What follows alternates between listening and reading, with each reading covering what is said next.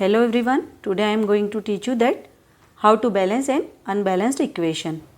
Let's take an example to understand this. आज मैं आपको अनबैलेंस्ड केमिकल इक्वेशन को बैलेंस कैसे किया जाता है वो बताऊंगी. सबसे पहले हम इक्वेशन लिखते हैं. जब हमने आयरन की रिएक्शन वाटर के साथ करवाई तो क्या फॉर्म हुआ, फेरिक ऑक्साइड और हाइड्रोजन. तो जब हम कोई इक्वेशन को बैलेंस करते हैं तो सबसे फर्स्ट उसकी स्टेप क्या होती है, उसे वर्ड फॉर्म में लिखा जाता है, जो मैंने यहाँ पर लिखा हुआ है. सेकेंड स्टेप में हम क्या करते हैं, वो जो वर्ड है उनकी प्लेस पर हम उसके सिंबल्स और फॉर्मूले पुट कर देते हैं. तो यहाँ आयरन का सिंबल Fe हमने यहाँ पुट कर दिया, वाटर का फॉर्मूला H2O उसकी प्लेस पर पुट किया, फेरिक ऑक्साइड Fe3O4 वो भी हमने उसकी प्लेस पर पुट किया, और हाइड्रोजन सिंबल H2 वो भी मैंने यहाँ पर लिख दिया है. स्टूडेंट्स, अब ये इक्वेशन बैलेंस है या अनबैलेंस है, ये तो मैं आपको बता रही हूँ कि अनबैलेंस इक्वेशन है, बट कभी आपके सामने आ जाए कि इक्वेशन बैलेंस है या नहीं तो आपको कैसे पता पड़ेगा. तो उसके लिए हमको क्या देखना पड़ेगा, सबसे फर्स्ट दोनों साइड, बोथ साइड है ना, हम LHS और RHS में देखें बोथ साइड. बोथ साइड क्या देखते हैं हम, नंबर ऑफ एटम्स इक्वल है या नहीं है. तो सबसे पहले हमको ये काउंट करना पड़ेगा. तो यहाँ पर आयरन के पास नंबर ऑफ एटम कितना है, 1, जबकि यहाँ पर कितना है, 3. हाइड्रोजन के पास नंबर ऑफ एटम 2 है, यहाँ पर भी 2 है. और ऑक्सीजन के पास नंबर ऑफ एटम कितना है, 1, और यहाँ पर नंबर ऑफ एटम कितना है, 4 है.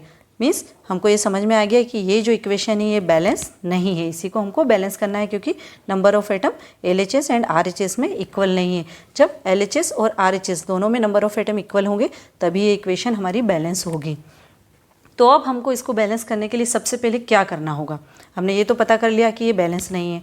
अब सबसे फर्स्ट हम देखेंगे कि इस पूरी इक्वेशन में है ना सबसे ज़्यादा नंबर ऑफ एटम किसके पास है. आपको दिख ही रहा है किसके पास है सबसे ज़्यादा नंबर ऑफ एटम, Fe3O4 के पास, फेरिक ऑक्साइड के पास. यहाँ आयरन के पास कितने हैं, 3 एटम्स है, और ऑक्सीजन के पास नंबर ऑफ एटम कितने, 4 है. जबकि हम RHS में देखें, हमारे रिएक्टेंट्स में देखें तो आयरन के पास 1 ही एटम है और ऑक्सीजन के पास भी 1 ही एटम है. सबसे पहले हमको अब यहाँ पर ऑक्सीजन के पास हमको नंबर ऑफ एटम 4 लाने के लिए क्या करना पड़ेगा, हम इस H2O का मल्टीप्लाई किससे कर देंगे, 4 से. तो जब हम 4 से मल्टीप्लाई करेंगे तो हमारे ऑक्सीजन के पास कितने हो जाएंगे नंबर ऑफ एटम, 1 × 4, 4 हो गए. और जब हाइड्रोजन से भी उसका मल्टीप्लाई हो जाएगा, पूरे वाटर के साथ हमने उसका मल्टीप्लाई किया, तो यहाँ पर हाइड्रोजन के पास कितने हो गए, 8 हो गए. तो अब हम यहाँ पर हमने हमारी थर्ड स्टेप में इसको 4 से मल्टीप्लाई कर दिया. तो अब आप यहाँ देखेंगे कि ऑक्सीजन के नंबर ऑफ एटम तो कितने हो गए, 4 हो गए, मतलब ऑक्सीजन हमारा बैलेंस हो गया. बट फिर अब अगर हम देखें तो यहाँ हाइड्रोजन के पास कितने हो गए, जब हम 2 से मल्टीप्लाई किया तो 8 हो गए. तो यहाँ पर तो 8 हो गए, बट यहाँ पर कितने हैं, 2 ही नंबर ऑफ एटम्स है. तो अब हम हाइड्रोजन पे कॉन्सेंट्रेट करेंगे, हाइड्रोजन को भी हमको बैलेंस करना पड़ेगा. तो हम हमारी नेक्स्ट स्टेप में हाइड्रोजन का मल्टीप्लिकेशन भी किससे कर देंगे, 4 के साथ. तो अब हाइड्रोजन के पास भी कितने हो गए, 8 नंबर ऑफ एटम्स हो गए. तो यहाँ पर हमारा ऑक्सीजन भी बैलेंस हो गया और हाइड्रोजन भी बैलेंस हो गया. अब रिमेनिंग एलिमेंट देखते हैं हम, तो कौन सा है इसमें, Fe आयरन बच गया. तो अब आप आयरन देखें यहाँ पर RHS में या प्रोडक्ट्स में देखें हम, तो इसके पास 3 नंबर ऑफ एटम है, जबकि रिएक्टेंट्स में हम देखें तो यहाँ पर इसके पास 1 ही एटम है. तो यहाँ पर अब हम इसको 3 लाने के लिए हमको यहाँ हम आयरन का भी 3 से मल्टीप्लाई कर देंगे.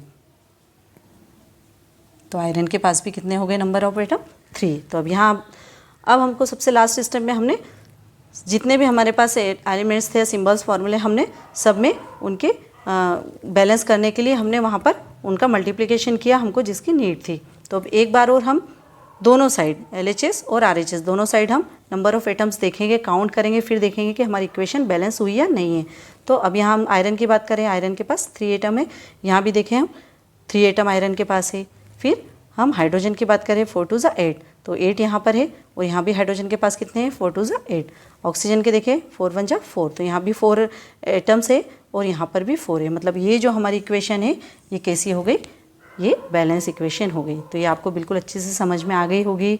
ओके स्टूडेंट्स, तो मैं आपको अपने नेक्स्ट वीडियो में आगे का चैप्टर समझाऊँगी. बाय.